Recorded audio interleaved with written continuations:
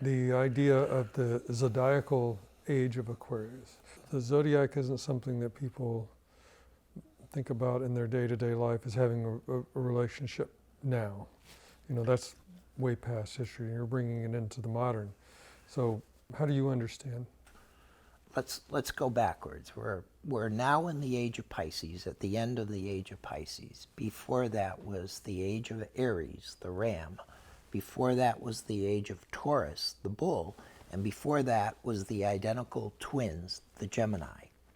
And that's important because that too follows a sequence through the zodiacal unfolding of mankind, meaning we have the two in the identical twins. Then we have the two in the horns of the bull. Then the horns of the ram become turned, but we still have the two. And then the two then is expressed as the two fish in the Piscean age, and then that brings us up to the age of Aquarius. But I think the important thing is to follow the symmetry of the two through those ages up to the age of Aquarius. And the two being a requirement for consciousness. Someone has to be aware that you're there. Yes, and as I say in the book, when they're identical twins, it's very hard to tell the difference between you and me because we're the same, we're identical, and yet we're different. And my sisters, who are fraternal twins, one of my sisters, Betsy, has talked about the fundamental joining of twins and how she was well into her 30s, maybe her 40s, before she really understood she was separate from her sister. And so the profundity of twins, especially identical twins, is their mystery, but it also expresses itself as that dyadic relationship, because when you have two, you have now a discourse between one to the other. And I think that discourse, that conversation, is essential to the process of individuation and consciousness. So just a little more on the idea of the zodiac as, it wouldn't be a metaphor, but it's a symbol. Yes. So, because we don't order our lives around stars. We're living in an age of Newtonian physics, cause and effect, and it's very similar to the judgment paradigm. I'm good, you're bad, I'm right, you're wrong. And when you start to deal with the unconscious or the world of the Veredo, that linear sense of things, that bifurcated division breaks down. It becomes different. And so what we're really seeing is a collective projection of mankind, because those stars aren't causing anything, but mankind has projected its deepest soul onto those stars and has seen shapes and figures that I think go very deep within to all of us, and therefore are worthy of deeper and further investigation, not as a linear cause and effect relationship, but as the projection of mankind upon life external. It's kind of the psyche kind of spread out. Well, you use the term Imago. Yes. That is really what these symbols are in the heavens. They represent more than a goat. They represent more than a bull. Yes. There's a reason why they chose those things. And they did it at a time when we were much closer to the earth, where there wasn't artificial light, where there was as much to be seen in the sky as there was to understand in the soil, in the trees.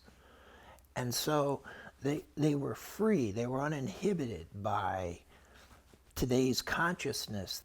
Instead, they saw the wonder and they projected their soul upon those stars. In fact, in the Babylonian days, there were 16 figures in the zodiac. And about 400 BC, it was reduced to 12 figures.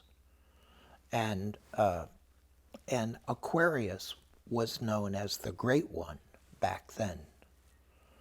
So again, the idea is that we collectively were projecting the contents of our unconscious upon the mystery of the universe out there, the stars, the moon, and found meaning in that projection as a way of, I think, incorporating the numinous quality of life.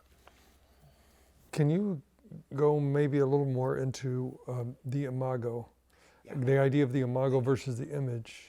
Yeah, it's similar to Jung's idea between sign and symbol. To me, the image is just what it appears to be. But if it's an Imago, it carries with it a depth of meaning which transports it out of the rather banal experience of an image into a world where it has the capacity to inform the psyche by its very existence. The Imago is related to the symbol, where the image is related to the sign. So when I talk about an Imago, I'm talking about a mystery associated with the content that's being looked at. And the Aquarian Imago, what is that? Well, that works for me on a lot of levels. What I'm particularly interested in, generally, not always, but generally, the Aquarian Imago is presented as a woman pouring on bended knee, pouring a cask of water from one container to the other, and is in fact looking at the water, which is probably fresh water as opposed to salt water, because fresh water has the value of being obviously consumed by us or animals. So she is looking at the water being poured, and I think that is the essence of the Imago, because in that looking, she now is seeing water, fresh water, and if we understand the symbolic nature of water, we can see that it's the unconscious. And so she, in effect, is looking at the unconscious, or her own, or mankind's unconscious, as she's pouring it from one cask to another. Now, there is an image of her with the water being carried on her shoulder, but I like the one that's being poured. But either way, you have the woman, you have the vessel, and you have the fresh water. But where she is looking at it, that to me is very exciting.